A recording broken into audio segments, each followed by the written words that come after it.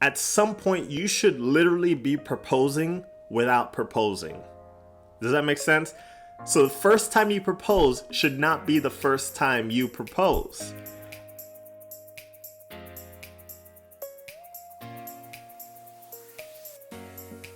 Hey, what's going on, Renaissance Lifers? Welcome back to Renaissance Life TV. On today's show, we're talking about you proposed and got rejected. How did this happen, and how can you avoid this happening to you?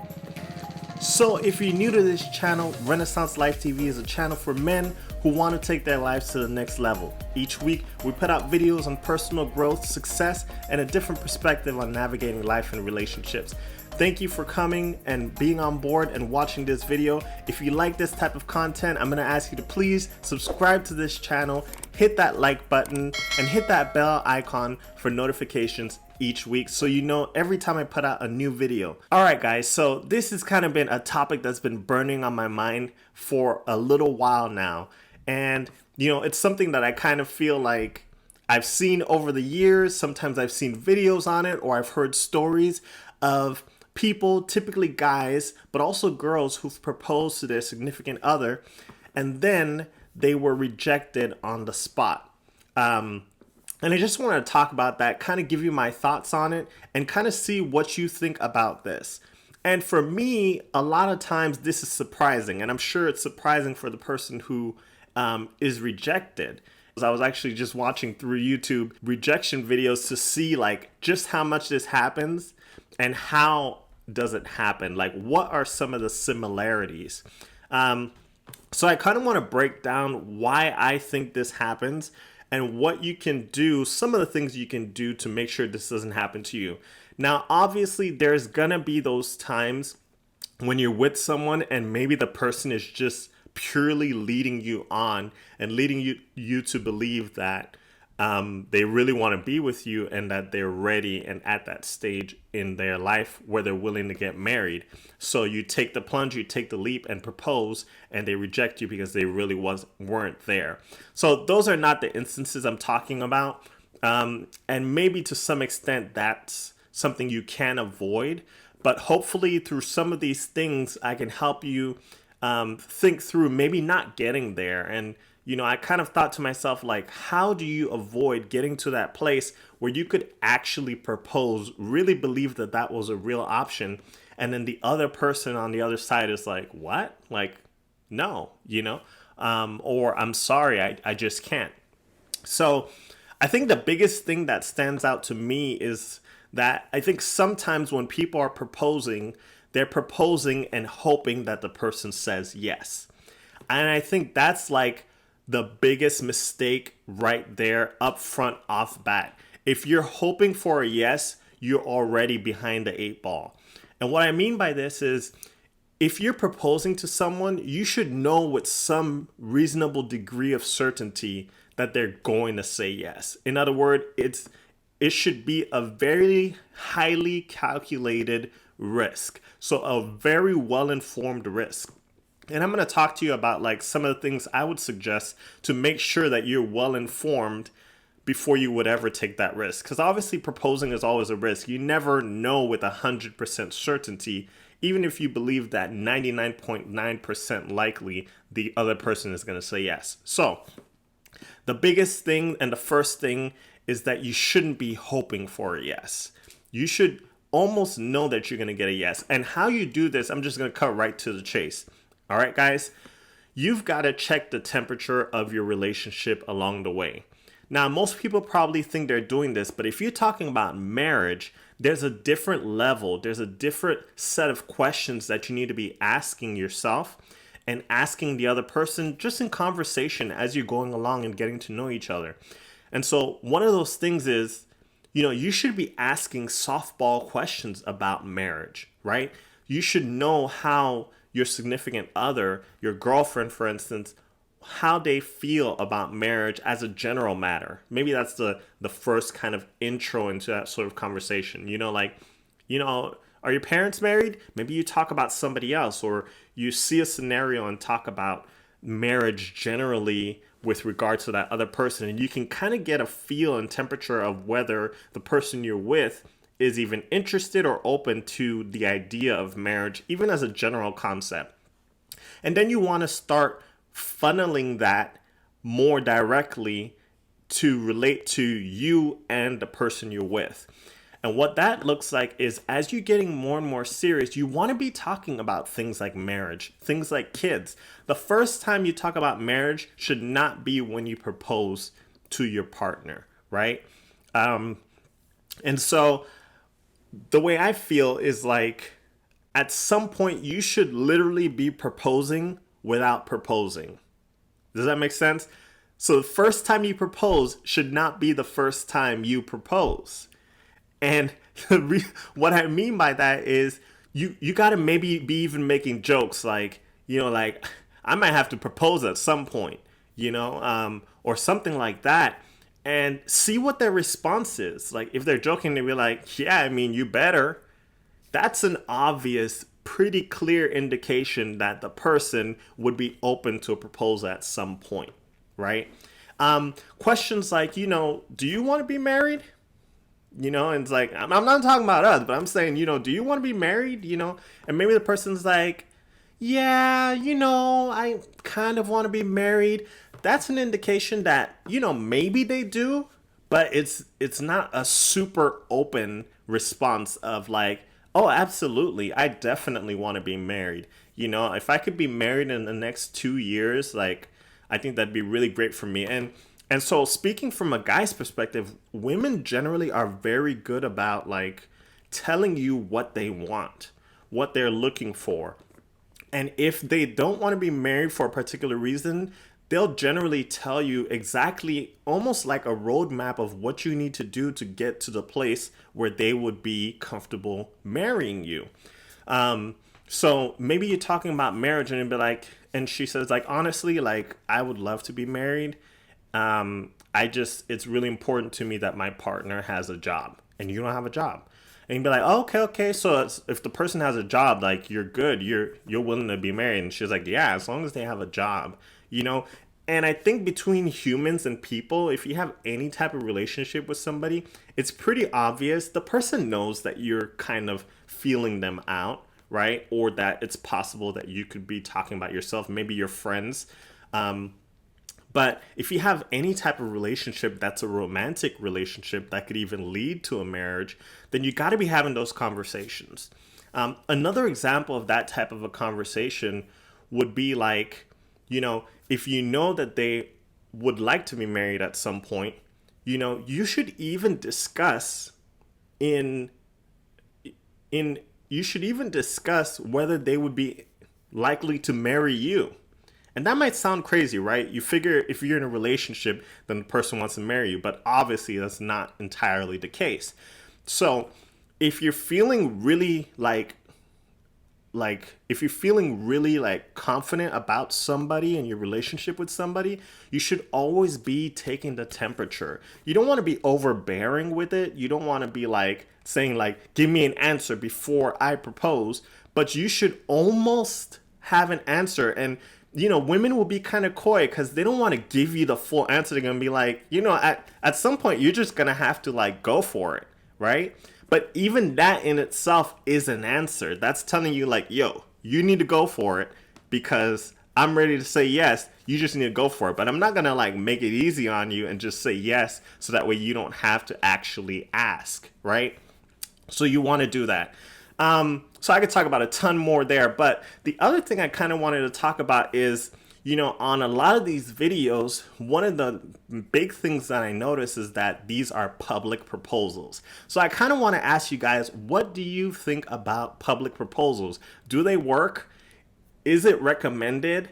And, what are the risks or benefits of a public proposal? So I kind of have my thoughts, obviously, on public proposals. And generally speaking, I think that public proposals are not a good idea. I feel like a public proposal would almost have to be like you guys know you're going to say yes to the marriage and want to do it. So she knows you're going to propose and it's kind of like slightly out of the bag. And maybe you're asking her, questions like, if I proposed, would you like a private proposal or a public proposal? So that's another one of those questions, right? Like, it's obvious that you're thinking about it. You're inferring that, conveying that to the person in not so much words. I mean, you're pretty much telling them at some point I'm going to propose, but they still don't know when you're going to propose. And that's the thing about the beauty about relationships. It's not about necessarily like not having known that you were going to propose. I think that's kind of like one of the misconceptions about proposals. Like, it's supposed to be a surprise in the sense that they had no clue you would ever propose. Because if that's the case, you've got a problem, right?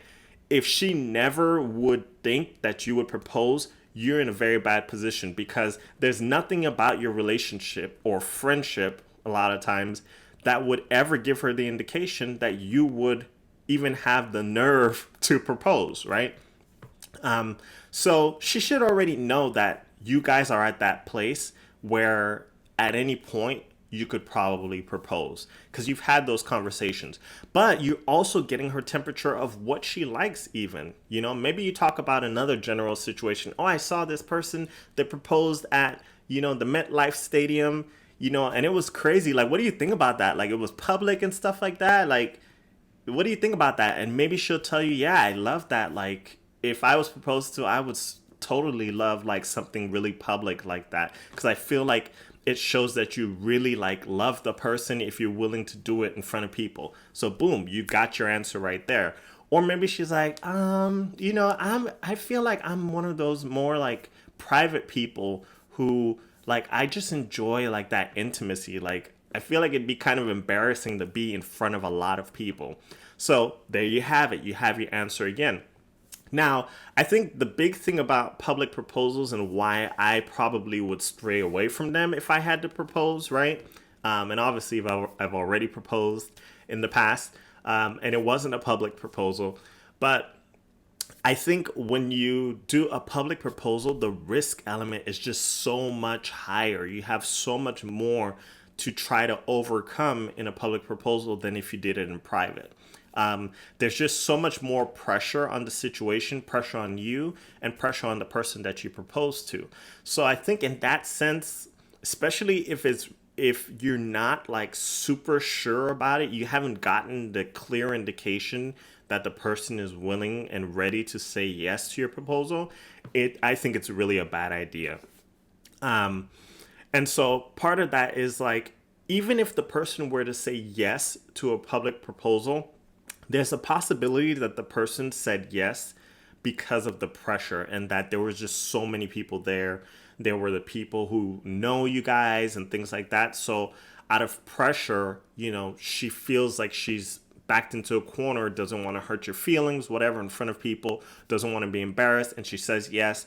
But then off camera, you guys have a conversation. She's like, listen, like, I'm not ready yet, or some variation of something that essentially is that I don't want to be married or I don't want to be engaged. The other thing is, if you do a public proposal and she says no, then she may simply say no because she's embarrassed by the situation, right? She doesn't like that situation, being put in that situation. And honestly, if a girl's really not into you, what she's often embarrassed about in a public proposal is not so much even the proposal itself, but she's embarrassed that you proposed to her and that you've embarrassed her in front of other people. So if somebody is expressing those sorts of things, then you have a much deeper problem because that person really is embarrassed by you. So you're in a relationship and they're putting up with it, or they're in the relationship, but they're not really there. And so when you propose to that person, especially in public, that's kind of like the straw that breaks the camel's back. They can't keep on the charade anymore because now you've taken it to the next level. They were okay, just, this kind of convenient relationship of convenience. But when you kind of like try to take it to the next level, you find out very quickly that they're not really that interested. And, I haven't talked to anybody who's been in this situation personally, but I would suspect that when a person gets that no and the person tells them that, like, I'm embarrassed, or, why would you even ever think this? It's not the first time that the person who has rejected the proposal has, like, shared this sentiment. That's not the first time they've said no before. So I think, there's some other things here that in that type of a situation where maybe the person is in denial, and thinks that there's something more, where it's obvious that there's not something more, or, the person who's rejected the proposal has been telling the other person, often the guy, in not so much words, that, like, I don't want to be here, and you kind of having to, like, hold her in the relationship, or, she's constantly, like, threatening to leave the relationship, so you think that the best solution is to propose and make it more serious. That's not the answer, right? So that's probably not a relationship that you need to be in. But I know how difficult it can be to make those decisions. So, those are my thoughts, man. Just don't ignore the signs, and make sure that if you're going to propose, the way that you avoid a situation where you're embarrassed and rejected is that you should almost know the answer before you ever propose. So at some point, you should know, if you're with a girl, that she's not going to say yes to a proposal, and then you cut your losses and you'd be like, okay, well, I might wait and see if that changes. Maybe the sentiment changes. Maybe you want to wait. Or if that's just super important to you and she's pretty clear that she wouldn't, like, say yes to a proposal, then maybe you cut your losses and you're like, you know what, this relationship is not where I want to be because I'm looking for something deeper. She absolutely doesn't want something deeper with me. And I think this goes both ways, man. If you're a girl and, a guy's with you and he hasn't proposed, I mean, guys are funny creatures, man. Like, a guy generally knows if he wants to be married to you. I mean that's the honest truth.